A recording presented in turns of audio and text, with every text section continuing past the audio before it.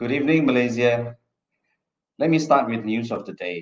And I think everyone has been following the news very closely today because everybody wants to know who will be the Prime Minister, who will form the government. But I think the news of the day is Malaysia masih di Persimpangan. Malaysia is still at crossroads. So as you all know, right now, we still don't have a Prime Minister yet. The Agong has given another 24 hours for the leading coalitions to come up with the numbers. And what is surprising, I guess, to many is that the kingmaker is not from Sabah or Sarawak. The kingmaker is Barisan Nasional. The other thing that people sort of got a little bit of a surprise after the election results came out. We didn't manage to talk about this before, but the fact that there was a green tsunami pass winning 49 seats, that was a bit of a surprise for many people. And also, I think what's really interesting is Perak has actually gone ahead to form a PHBN government, and the Menteri Besar has been appointed today. So this evening we have a returning guest, Hishamuddin Rais, and we'll be talking about the fallout of GE15. Hi, Hisham. Hi. So, Hi. as I mentioned, everyone's really glued to their screens, waiting to find out who will be the PM and which bloc will form the government. So, perhaps let's start with a general question. What are your thoughts on that? As a matter of fact, Johnson, good evening, Yes. fellow Malaysians Evening. and Malaysians everywhere around the world, Malaysian diaspora. And the things that I have already mentioned in one of my forum with Bebas News, I say this is nothing new. It is new in Malaysia, but it's not new in the global politics. I used to live in Belgium. I used to live in Waf, a small Catholic town near the University of Louvain-la-Neuve, and there I start to learn the politics of Belgium. Yes, there was at time few months, the longest in I think in the 80s, 6 months without government. The civil servant function, the whole thing function, the monetary policy function, but there's no why. It's almost similar. And when I was explaining Malaysian politics to some of my fellow Belgian comrades, they will say, "Oh, c'est Malaysia, c'est comme Belgique, huh?" He said, "Malaysia is like Belgium also." So that's the thing. But it is something new. It is something new in Malaysia. So 1 day, 2 days is normal. In Belgium, 1 month. And you must remember, the setting up of in German political after the election, so they take times to discuss, to form, and it take time. And for example, the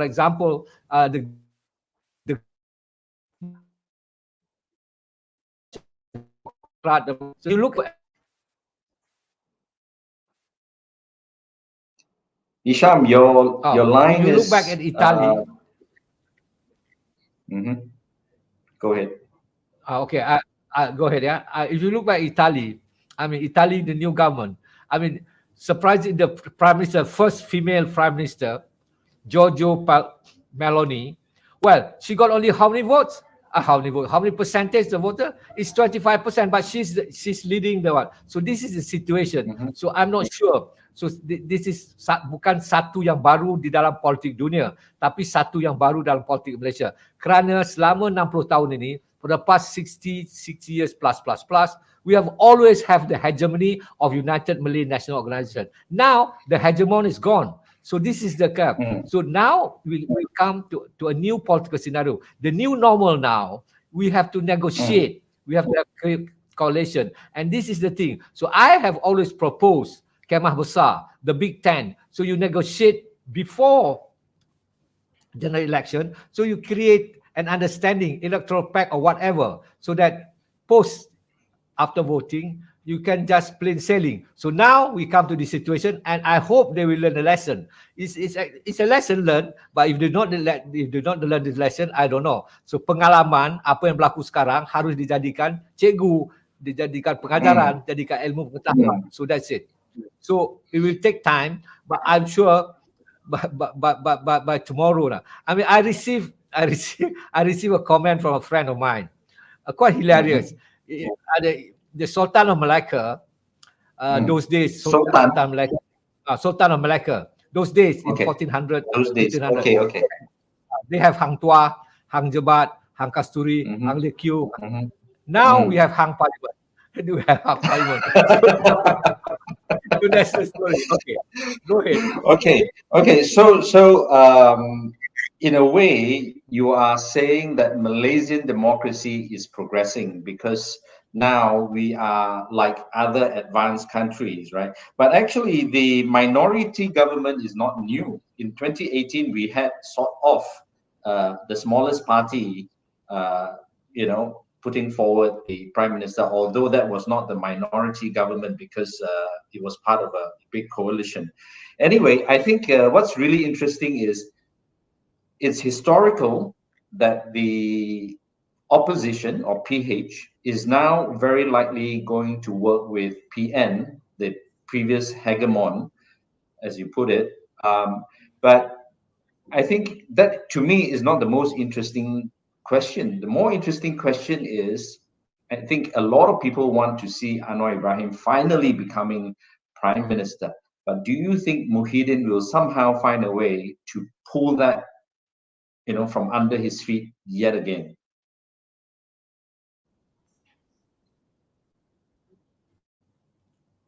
Oh, the thing is that the hegemon have gone. Well, the question is that who will be the next prime minister? I think it will be decided. But for me, the coalition is also nothing strange, of course, between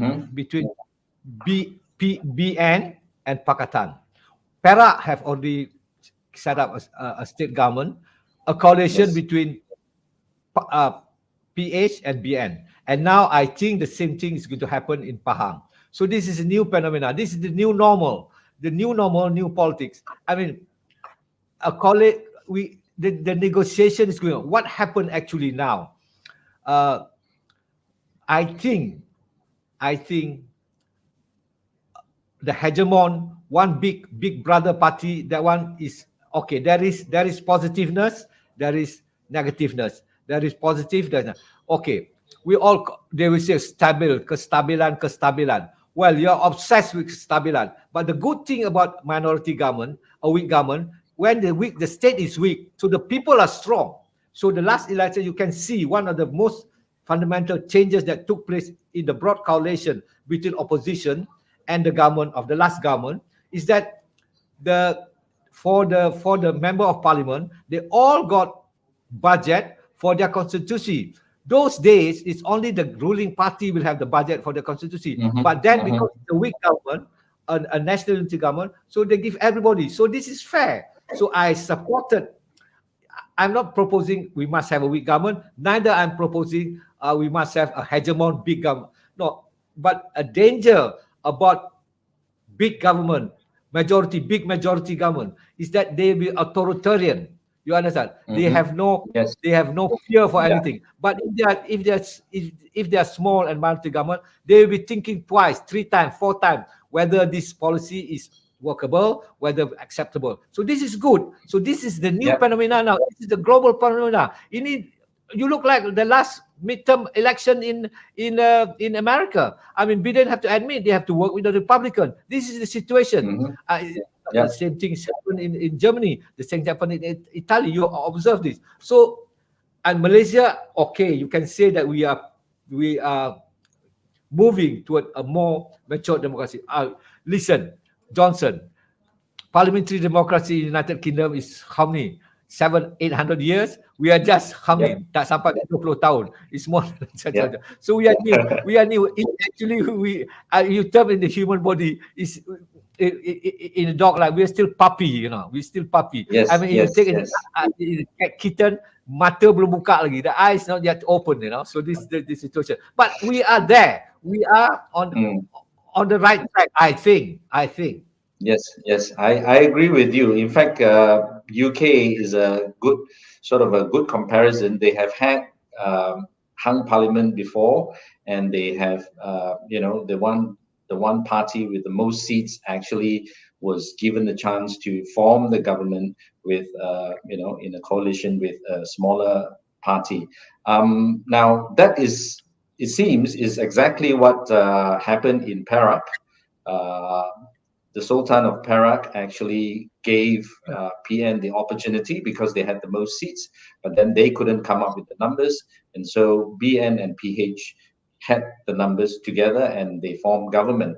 Now, for me, what's very interesting is what you spoke about the other day when you were on Malaysia 360, Hisham. You mentioned this idea of a unity government. Now, I personally think we should have a unity government because although we shouldn't be obsessed about stability, but Malaysia is going through some very difficult times, and I think we should have a unity government. What do you think of the so-called unity government that Anwar is proposing? Well, for me, I'm not an idealist, but I think my reason for unity government is that all these political parties, all of them, whether it's United Malay National Organization, PKR, DAP, they are all believe in capitalist economy.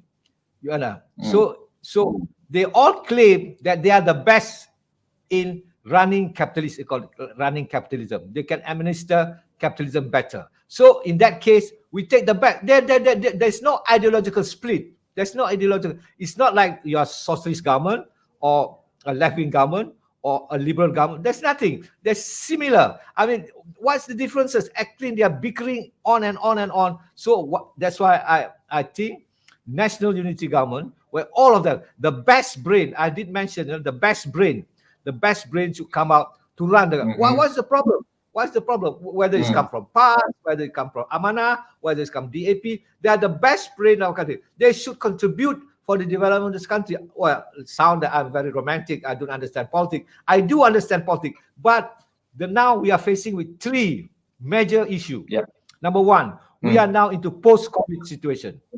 Number two, we are now facing almost a seven second to nuclear war. Ukraine and Russia is at war.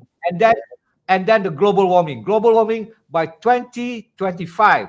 If we fail to bring down 1.5 Celsius, we have no return. And now you can see globally. Now, New York, I just read the news today. New York is flooded with snow. I mean, then at the same time, Djibouti is dry like hell. And now in Kuala Lumpur, it's rain every day, every evening. So the climate change is real. We're going to and affect. And you look, few months ago, Pakistan was flooded. $30 billion lost in Pakistan. And now they just ended up the meeting in Cairo, the meeting in Egypt about the COP27. COP27. So they say that they have decided, there's still detail to discuss about compensation to poorer country. Oh, well, that's good. But the thing is that Malaysia, no political party, rien, elect, nothing. Raise up. Okay. So none of them raise up the fundamental issue. Yeah, I hear you loud and clear. Okay. In fact, there is no real ideological difference between these major blocks, right? Except for one. The only one that I can see that has an ideological difference, at least on the surface, is PAS.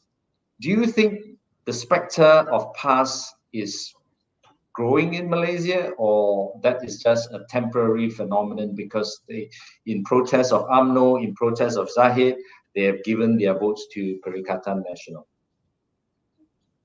No, PAS is ideologically it's okay. It's challenging. That means there's an open debate whether the hudud or all these things. But for me, it's good that it's PAS also in the government. You must bring PAS also to the government, because if not, they will start jumping up and down. Adib, tak habis, hudud, all this nonsense. About afterlife. I'm not interested in afterlife. I'm interested in traffic jam in Kuala Lumpur. I'm not interested in afterlife. Afterlife, I'm dead and buried. You understand? So I'm interested in the price of chao kueh chow. I'm interested in the price of a packet of mee goreng. So this is the thing. So afterlife is not a story, So, but it is an ideological path. Yes, but for me, I think they have the right. If they're in the government, ahlan wa sahlan. Yes. They're most welcome. Yes. They're most welcome. At least, well, to be honest with you, there's no difference. There's no difference between PAS or United Malaysia. That's the same. When they are out of power, they talk about hell and heaven. But then when they're power, they talk about welfare and marrying second wife, third wife, and Audi car. It's the same. It's about power, money, and politics. It's the same. I mean, so let's us be real. Call spade a spade, as the late Ghazali Shapia always say again. The communists call a spade a spade. I'm quoting him. Call spade a spade. You see, this is politics. This is real politics. The German will say real politics spelled with a K. So this is it. Yeah. I think like was it the Godfather who said, keep your friends close and your enemies closer. Now, I say that in the context of what I see as a increasingly polarized Malaysia. They have 49 out of 222. Out of 220 seats. I think it would be a good idea for the unity government to include PN as well as the Sabah and Sarawak bloc. But somehow PH seems to be leaning towards BN. What is your comment about that, Hisham? Well, for me, okay, it's workable. So this is what I've mentioned in my last article inside about historic compromise.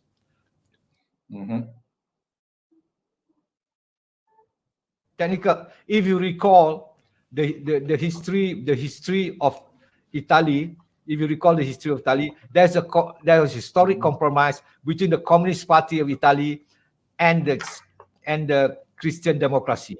Which you see, this happened in the 70s. The Communist Party got a lot of votes, but they were unable to form the historic. Now it's a historic compromise between DAP and United Malay National Congress.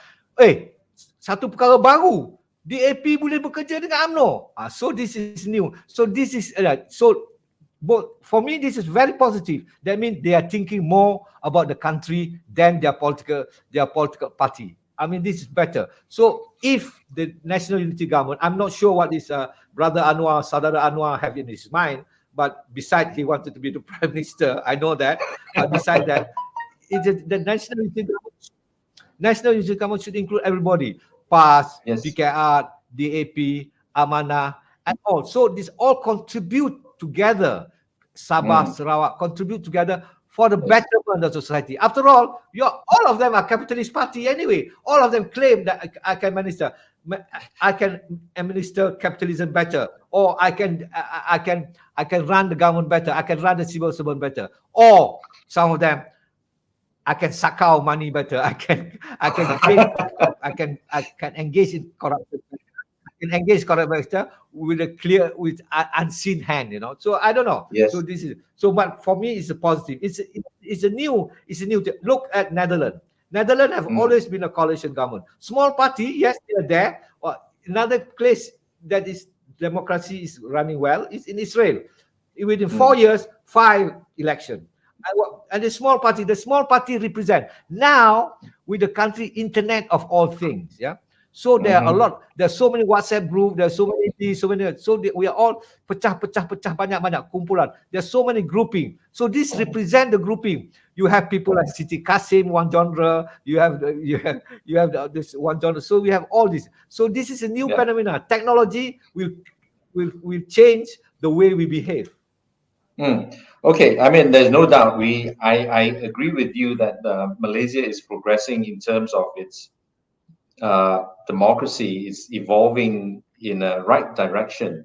But like I was saying earlier, I am most concerned about this stability, right? I don't know how much more political instability and economic, the economic impact that would have, we can take. So for me, there is a big question mark on PH and BN, in the sense that can it last? Because even before it started, you have Hishamuddin Hussein already saying, look, this is not going to happen. You can sack me if you like. A lot of people are thinking, oh, because of the anti-hopping law, he has no choice, but it's not true. Because if BN sacks him, he can still be a member of parliament and support PN. Right? So, okay. Well, the thing is that the situation is that it's positive. The national unity government for me is very positive, very positive. As I've said, there's no difference than that. We want the best brain. We want the best. We want the best brain to see the economic situation. Yeah, the economic situation. This is not yet. This is the beginning. What we're feeling now. The 2%, 3% inflation. Next year and the year after that, this global economy, the crisis will be global. The impact will be tremendous. Nobody is going to buy our palm oil. What will happen? Everything is shrinking. So then a lot of the foreign workers will be out of job. When the foreign workers are out of job, there's a lot of other side activities going to happen. It happened before in 2008 when the economy shrink. So I think we must look. Okay, but politicians always look they have limited thinking. Cara dia berfikir hanya untuk 5 tahun. Dia politician lah, dia 5 tahun, dia berfikir 5 tahun. The next undi. No, we must look long distance. We must look what happened 10, 15, 20 years in the next generation. You look now. I'm just looking at 2025 when the global warming coming. I'm just saying about year after next when the economy will come. And all the forecasts, all the big thinker, all the economists, the multi-billionaire, the billionaire is thinking, well, the crisis is coming. The Federal Reserve is printing money. In quantitative easing is creating this thing. I mean, look, in Malaysia, we really don't know. Nobody discuss are we also involved in quantitative easing or not? I have no idea. I'm not economist, but I observe why actually suddenly we have inflation. Look, how many billion of ringgit we spend on during the COVID to buy the vaccine, etc. So this money is moved to the market. Where does this money come from? I have no idea. Whether it's quantitative easing. Quantitative easing is the economic term, but actually it's cetak duit, print money. So does this print money? So America is created.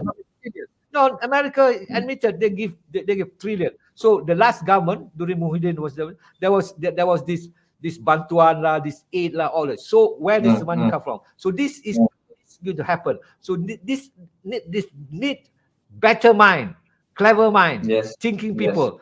If they keep on bickering about siapa nak jadi Perdana Menteri, all this, I think this I don't know. I mean, we have to cross this thing and look at a bigger picture. I totally agree with you. That is why I am concerned about this PH-NBN pact. That is a very limited short-term perspective, in my opinion, because they just want to get into government and then get power, and then hopefully they can, keep their position for the next 5 years.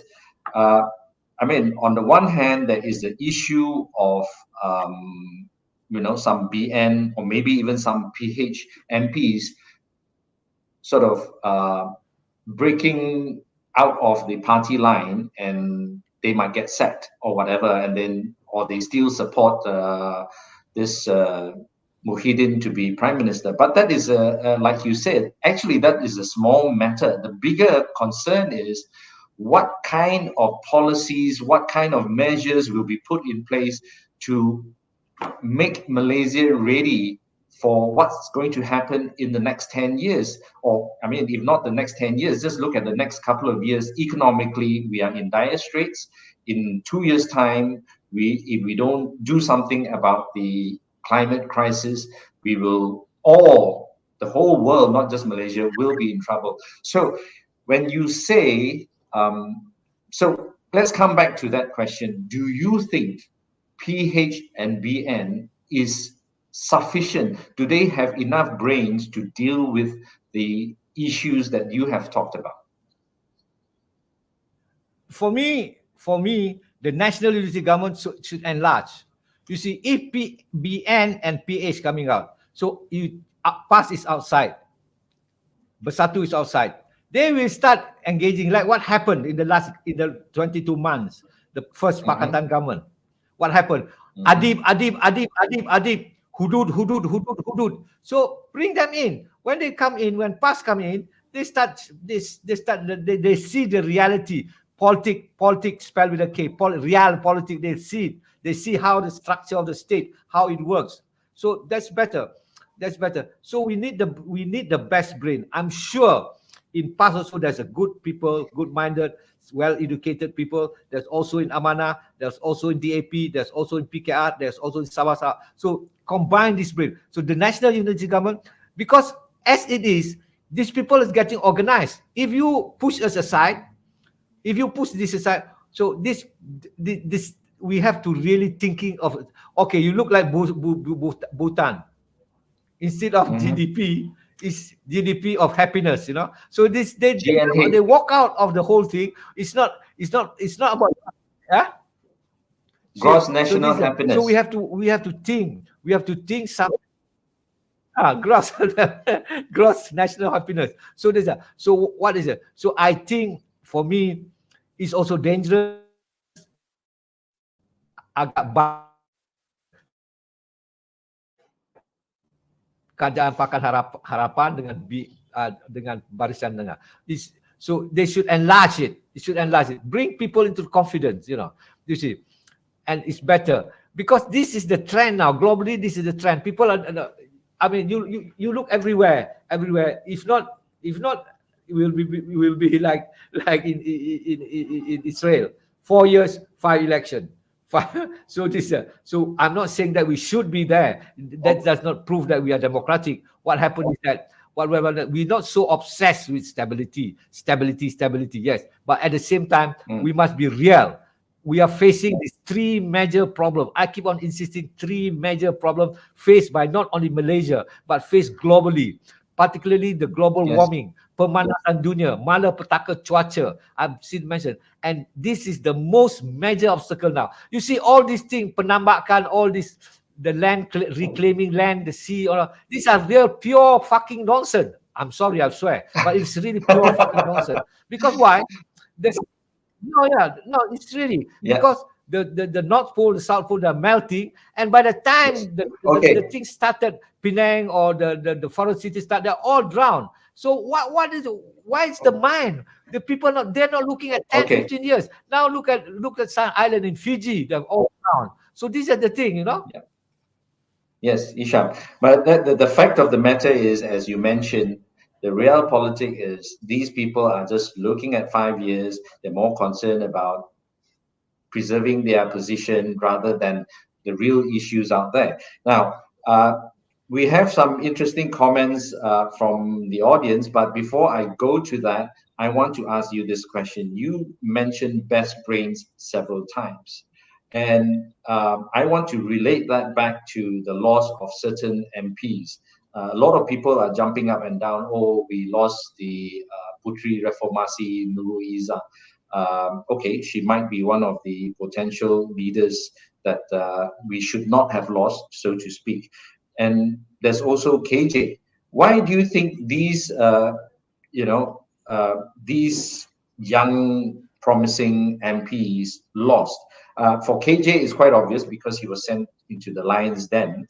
But what do you make of this Nurul Izzah's loss?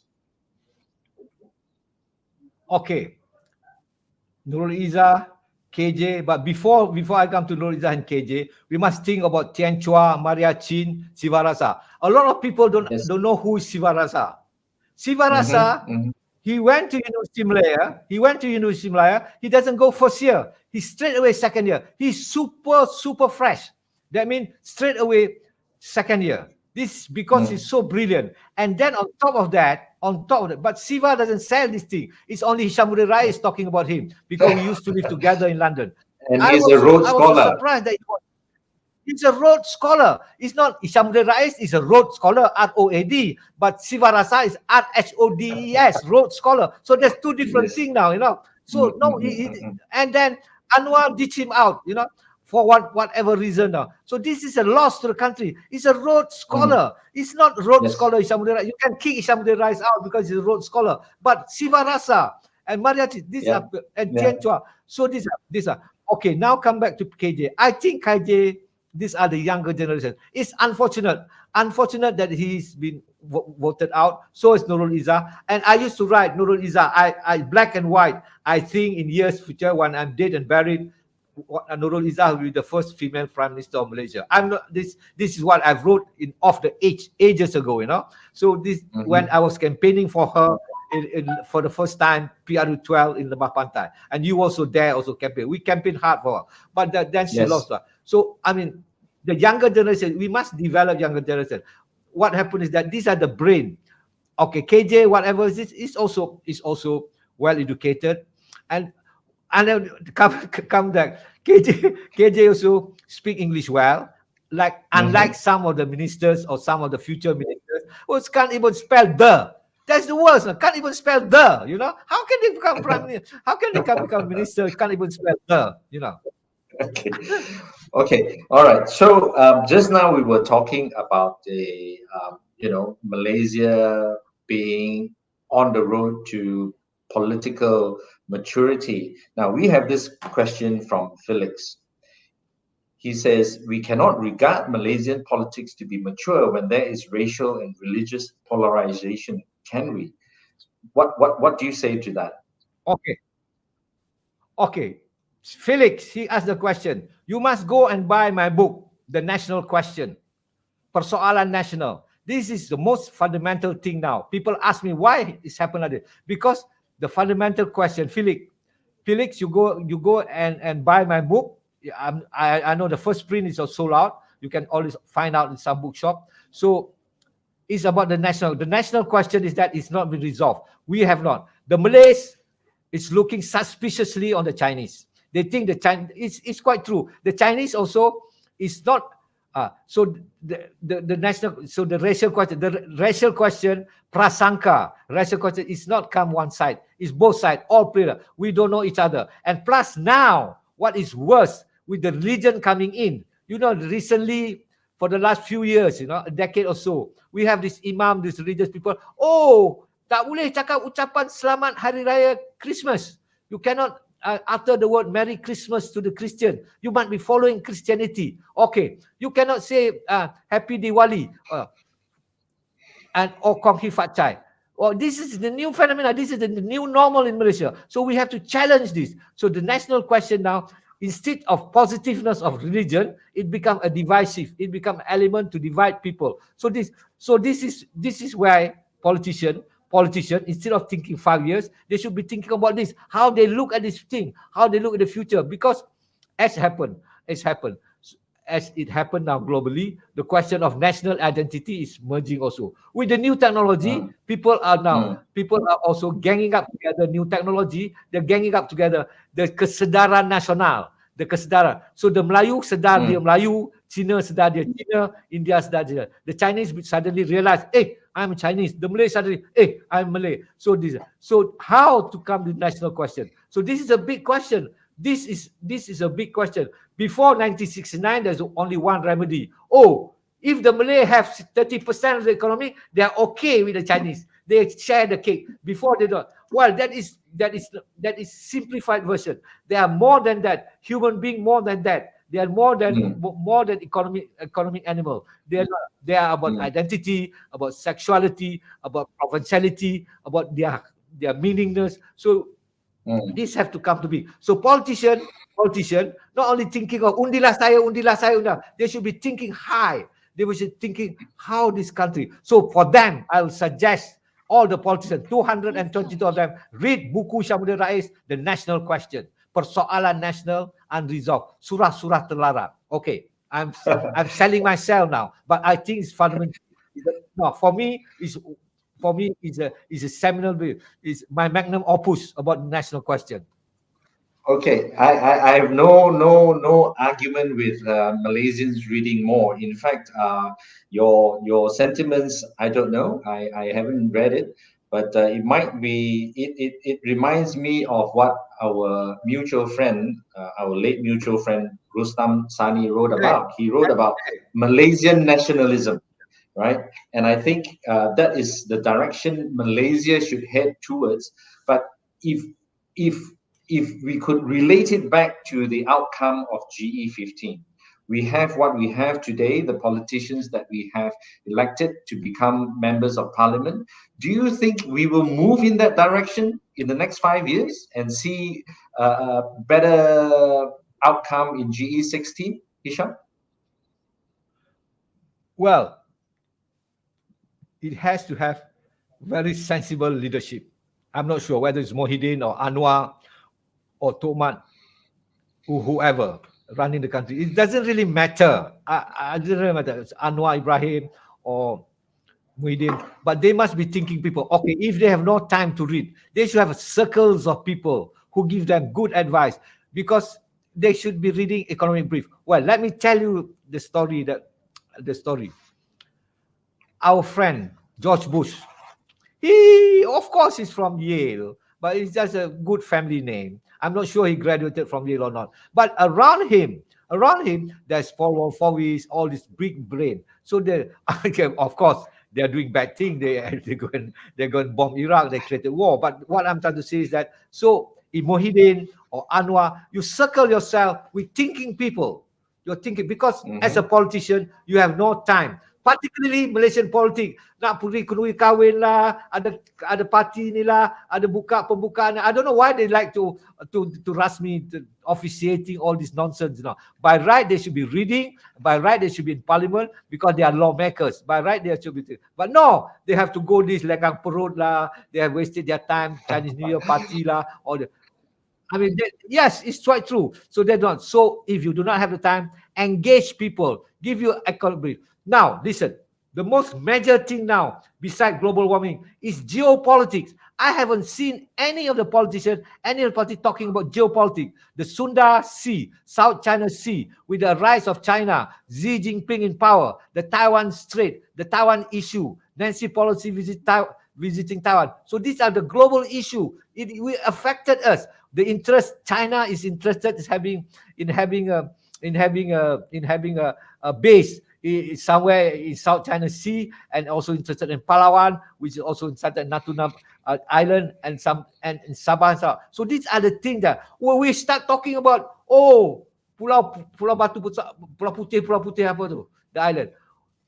That's only thing, so small, so little. But we're not talking about the big thing, Pastel Island, Patli Island. So all these things. So these are the things that I think major issue. How to handle. You see, one of these days, Malaysia. You look like Latin America, Colombia, Chile, Ecuador, Paraguay, Brazil. They become what? They become Panama. They become the backyard of United States of America. Well, are we going to be the backyard of China? Vietnam, Laos, Cambodia, Thailand, Malaysia, Indonesia, and Philippines. Are we going to be the backyard? And then we become the Dusun Durian of China. We become the durian planter. The British came here, asked us to plant rubber tree.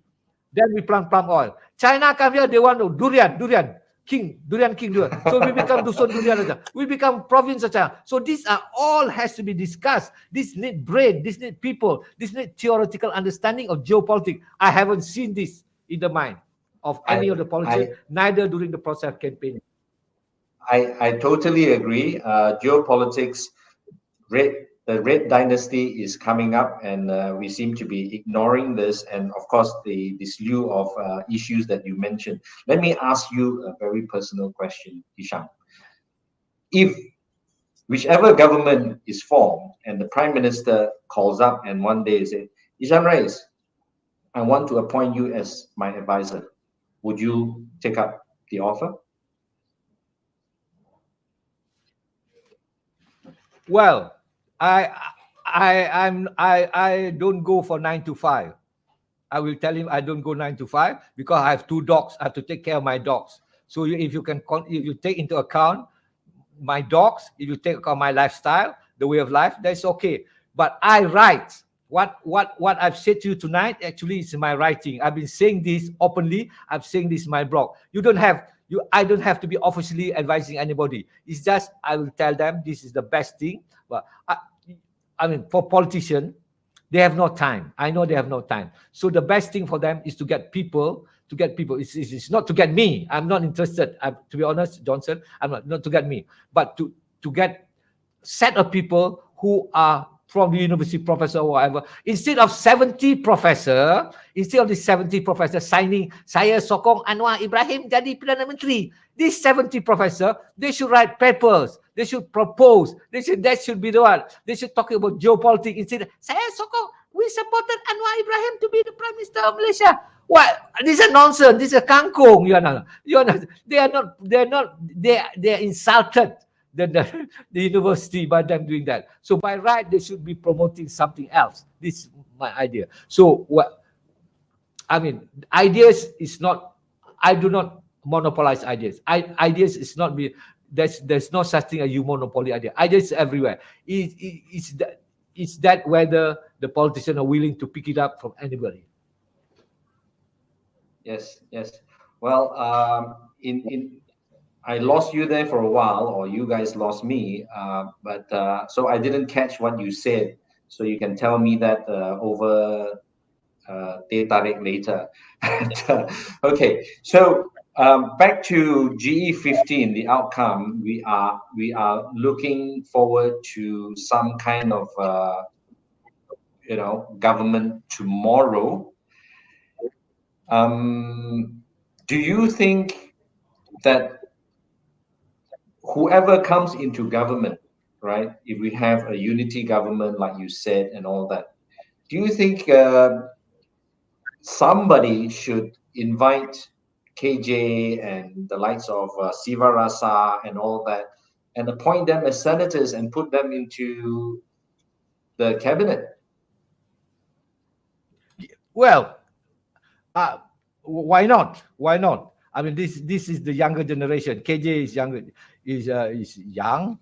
Nurul Izzah is young. Siva Rasa is still younger than me. So they should at their prime. They should contribute for development of the nation. So it's more important they participate, they partake in this thing. So they look at it. I mean, this is not only that. There's a lot of other people also in past in the Islamic Party. Yes.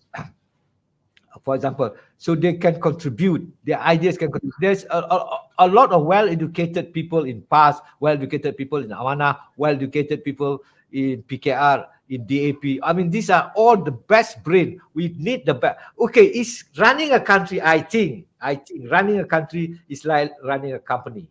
So the Prime Minister is the CEO.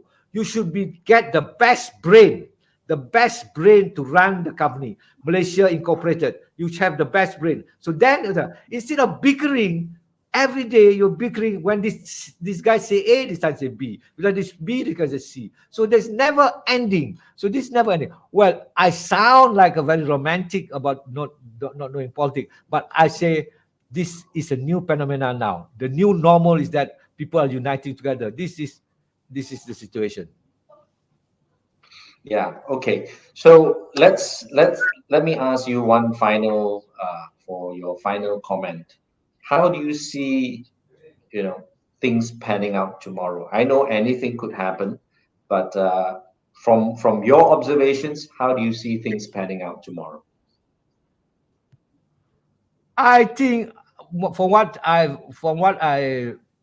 read, from what I've been informed, that the government will be from Pakatan Nasional, Perikatan Nasional, the Prime Minister will be Muhyiddin, and at the same time, so it's going to be that.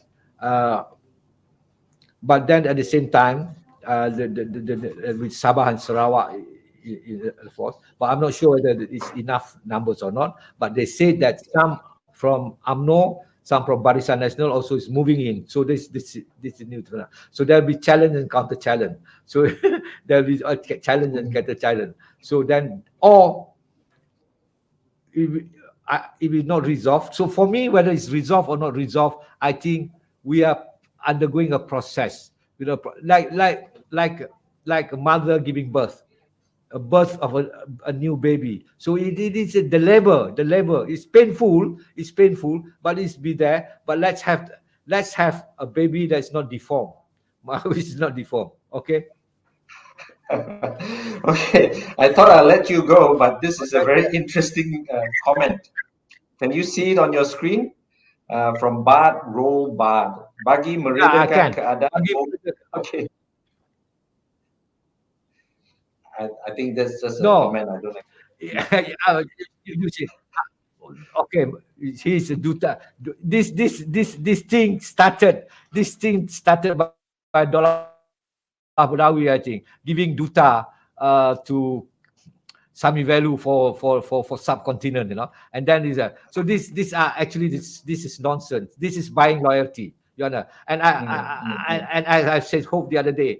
I mean, if the new government, if Muhyiddin going to appoint Tuan Ibrahim Tuan Mat as the Minister of Environment, might as well appointed me not as advisor but Imam Masjid Negara. It's the same. Both he have no idea about environment, so I have no idea how to become imam. So it's the same, similar. So this is the stage set. So I hope they will take the best brain. I said. So okay, about whether Hadi going to be, I mean this what is the role actually of Duta?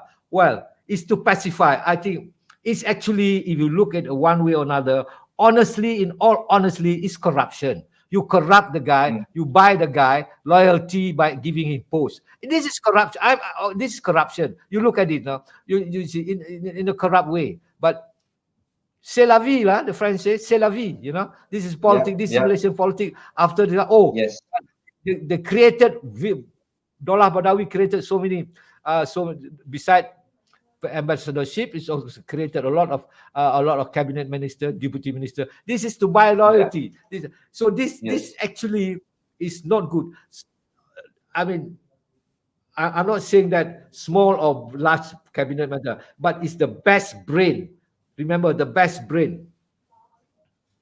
Yes. Okay. We have latest news from Sarawak. This Baram, we have got the results for Baram, and if you can see, okay, I don't know if you can see my screen. Doesn't matter. But in any case, GPS has won. So GPS has another seat in Parliament, and why not we take this as a segue to discuss the importance of GPS and GRS in the National Unity Government. You see, I've always maintained the line that Sabah and Sarawak, the creation of Malaysia is a British project, 1963. Yes. They are against Sukarno, which is nationalist, left-leaning nationalist government in Indonesia. So they created, the British want to withdraw. If you remember, the British withdraw east of Suez. So they withdraw. You see Trendak camp, they want to vacate. Butterworth, they want to vacate. So Seletar, Tengah, all the military bases. So they want to create. At the same time, if you recall this historically, the Vietnam War is going on. Communist Party of Thailand, Communist Party of Malaya, Communist Party of Burma, they are all merging, coming up. So there was this theory, the theory by the American theory at the time. What is called? One country fall, another country will fall. So Vietnam War. So look, so they created so-called Sabah and Sarawak to join this program. Well, I don't understand why Singapore have to join Malaysia. Singapore is always part of Peninsular Malaya, part of Semenanjung Tanah Melayu. They don't have to. That's why some PMIP at that time objected. Parti Rakyat objected. So this is the thing. So at the same time, I can see Sabah and Sarawak, they have the Cobalt Commission, so-called, trying to Hisham? Yeah, okay. Referendum. So now, at that time, the intellectual of Sabah, Sarawak is not there. Now they have the intellectual, the thinkers, the younger generation. So that's why the slogan Sabah for Sabahan, Sarawak for Sarawakan. So I think, to be honest with you, give them a referendum whether they want to be in part of Malaysia or not. They have the right of self-determination. Hey, brother, right of self-determination is part of the Charter of United Nations. They have the right. So they have to decide once and for all, decide. Because if not, it's keep on bickering. Now you give it. Okay, it's like the Brexit. Give them a chance. Last time, they have no referendum. They were so-called. Mat Saleh yang buat. Is the colonial power. Who was the project was against. So now give them the chance. For me, Sarawak for Sarawakian, Sabah for Sabahan, I think it's fair. It's fair. We will not colonize them. We will not Semenanjung will not have become the hegemon toward them. So this, okay, now I agree with you. But in the meantime, don't you think they should be part of the national government? Yes, they should not. They should be partner now. They should play very well. I really like the idea that both Muhyiddin and Anwar have promised the Deputy Prime Minister. Well, not only the Deputy Prime Minister, they should be given Minister of Finance, for example, Minister of Agriculture, Rural Development. They should be given important portfolio so that they are part of us. Show them they are part of us. Not only their knowledge. So this is important. So not only everything, they don't want to be seen dominated by Peninsula. Semenanjung ini dilihat menjajah mereka. This is the feeling. The younger generation felt this, and that's why if you see the last Prime Minister after Taib Mahmud was saying that they were very popular. Sarawak for the Sarawakian, they are popular, and I mean. You look like they rejected 16 September as their independent Sarawak because they dah merdeka sebelum itu daripada British. So this is the thing. So we are not. So but if they want to be with us, we should respect their right. If they don't want to be with us, we should respect their right. They don't want to be with us. Hey, if your wife doesn't want you, you keep on hanging to it. What for? You understand? You can, there's no harmony, you know? Yeah. If your boyfriend don't want you, go to you just call it split. Okay, totally agree with you. Thank you for being with us this evening, Hishamuddin Rais. We will talk again, I'm sure. Well, it's almost time for us to call it a night. So thank you, Hisham. So Malaysia, thank you, Johnson. Yes. Let's discuss. Let's discuss one day on this program to discuss my book. National question. The national question. We will do a special program on books. We'll refer. Yeah. Okay. Definitely. Thank you very much. Okay. Thanks, Hisham. So Malaysia, we tonight when we go to bed, we still don't have a prime minister. We don't know who will be forming the government of Malaysia. But I'm sure we are in good hands, in God's hands rather, not the politicians. So I bid you good night, and we'll be on again and watch this space. Thank you.